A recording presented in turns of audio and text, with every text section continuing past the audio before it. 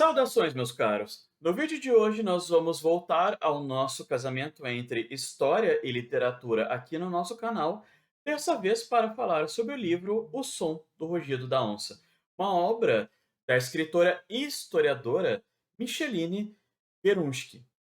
Essa obra vai apresentar um elemento fundamental para a história do Brasil, a relação que o nosso país vai ter com os vários grupos indígenas que viveram no nosso país. Então, como esse livro tem uma narrativa um pouco complexa, cheia de idas e vindas históricas, eu vou primeiramente apresentar para vocês um resumo, uma breve análise sobre essa narrativa, para, na sequência, apresentar alguns trechos que, na minha opinião, resumem os principais eixos dessa obra. Nós temos no Som do Rugido da Onça um tributo aos grupos indígenas, uma homenagem a esses povos. No segundo momento, uma crítica muito forte aos europeus, ao tratamento que essas pessoas vão dar aos indígenas, né, como eles vão perceber, como eles vão julgar essas pessoas. E, por fim, nós temos uma perspectiva histórica bem pessimista sobre essa relação entre passado, presente e futuro desses grupos indígenas que vivem aqui no Brasil. Comecemos então com a nossa breve análise sobre a narrativa desse livro. Bom, ele é baseado em um acontecimento histórico, um bom exemplo da relação que os europeus tiveram historicamente com grupos indígenas aqui no Brasil. Qual é esse acontecimento? Em 1817, uma dupla de cientistas saiu da Europa e se propôs a conhecer a natureza do Brasil, a sua flora, os seus animais e os diferentes grupos indígenas que aqui viviam. Então, nessa viagem, que dura 3 anos, eles fazem várias anotações. Inclusive, aqui nessa imagem, nós temos um mapa que essa dupla teria seguido para o interior do Brasil. Então, dessa viagem, nós temos como resultado, além de muitos estudos sobre a flora e a fauna local, muitas anotações sobre os costumes dos grupos indígenas que aqui viveram. Esse grupo leva também um casal de jovens indígenas, uma menina da tribo Miranha e um menino da tribo Juri, ambos grupos indígenas da região da Amazônia, que são então levados para a Europa e o menino morre 6 meses depois, enquanto a menina chega a viver por um ano entre os europeus. E justamente toda essa documentação da viagem, os diários desses dois cientistas, algumas anotações, fontes, jornais, enfim, vários escritos daquela época são utilizados pela nossa autora, que também é historiadora, para criar então uma nova narrativa, uma narrativa que represente essa menina que foi levada, essa jovem que representa nessa obra todos os indígenas que foram historicamente analisados, desvalorizados, julgados, tratados como selvagens, historicamente não só por brasileiros, mas também por europeus. Então, a autora vai utilizar essa jovem, que vai ser batizada por ela como Inê, para trazer a perspectiva do indígena, para mostrar então como o indígena perceberia, como ele pensaria, como ele sentiria todo esse processo, desde a entrega daquela jovem para essa dupla de cientistas, como ela vai julgar esses dois cientistas, como ela vai analisar a viagem, né, do Brasil para a Europa, qual vai ser a sensação dela, quais vão ser as reações conhecendo um ambiente tão estranho para ela quanto era a Europa do século XIX. Então, aqui nós temos uma proposta muito interessante. Como eu falei, apesar de parecer um pouco complexa, a autora faz uma série de idas e vindas para vários momentos da história do Brasil e do mundo, inclusive, para apresentar como essa situação específica ali de 1817, dessa visita desses cientistas, representa, na verdade, uma questão maior, como os europeus e o Brasil trataram os diferentes grupos indígenas daqui, inclusive para refletir sobre o destino, sobre o futuro desses povos no nosso país. Além dessa complexa narrativa, nós também temos uma proposta de engajamento. Esse livro também é um pedido de reflexão, um pedido de justiça histórica, na verdade, para que a gente repense o lugar desses grupos na nossa sociedade. É como se ela estivesse dizendo: olha, ainda dá tempo de acontecer essa integração, ainda dá tempo de fazermos justiça com a história da NE. Então, essa viagem no tempo ela é feita a partir de uma figura muito interessante que é essa onça incorporada como uma divindade dos Miranha, que guiaria a Enê e o leitor, né, por diferentes momentos dessa triste trajetória dos indígenas no nosso país.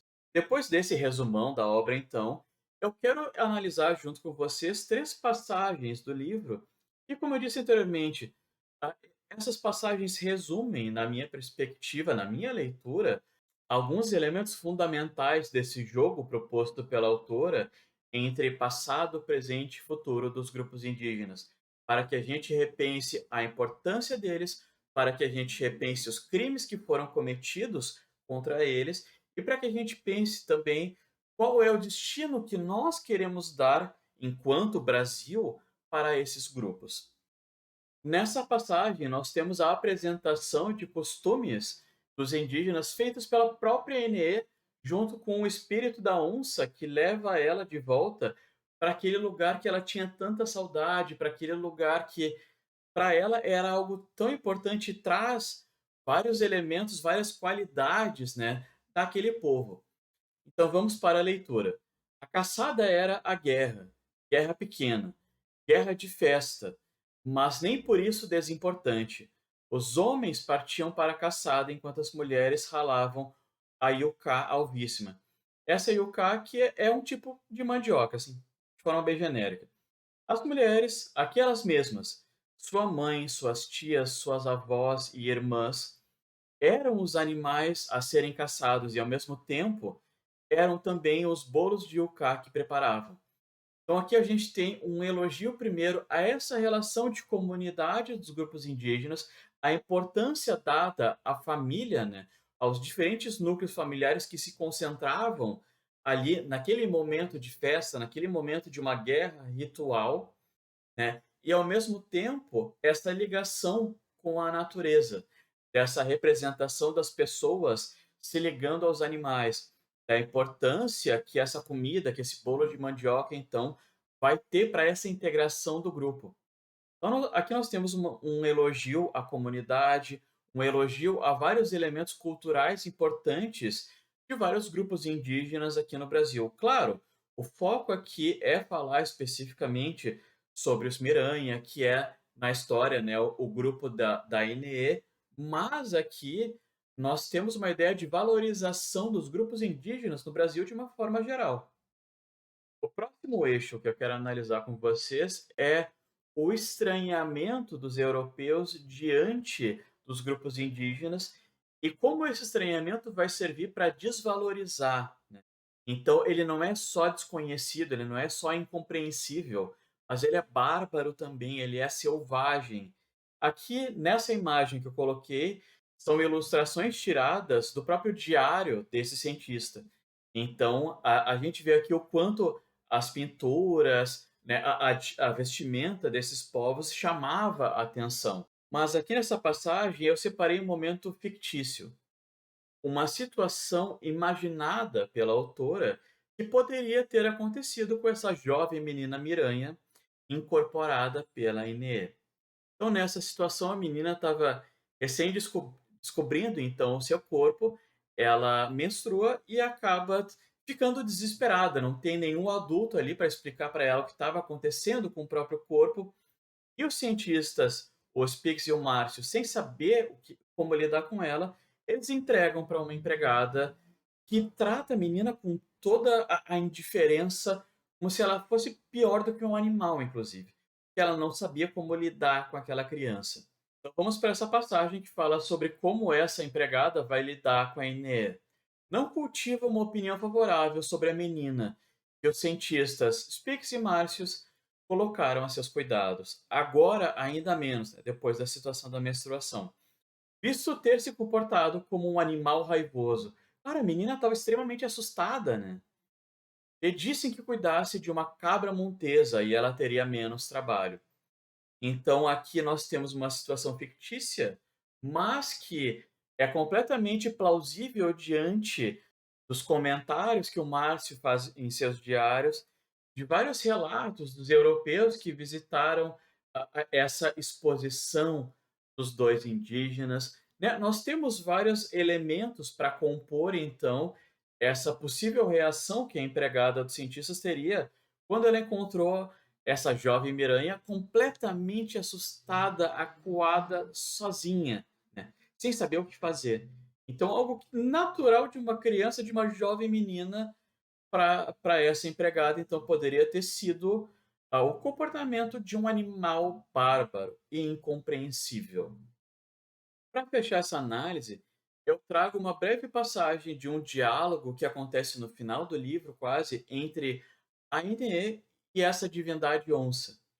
Então, elas estão analisando o que está acontecendo ali com outros indígenas, né, nessa viagem histórica que o espírito da Ineê faz com a onça, e são apresentadas situações de perseguição, então, dos brasileiros e um grupo indígena no qual a jovem Inê vai se identificar.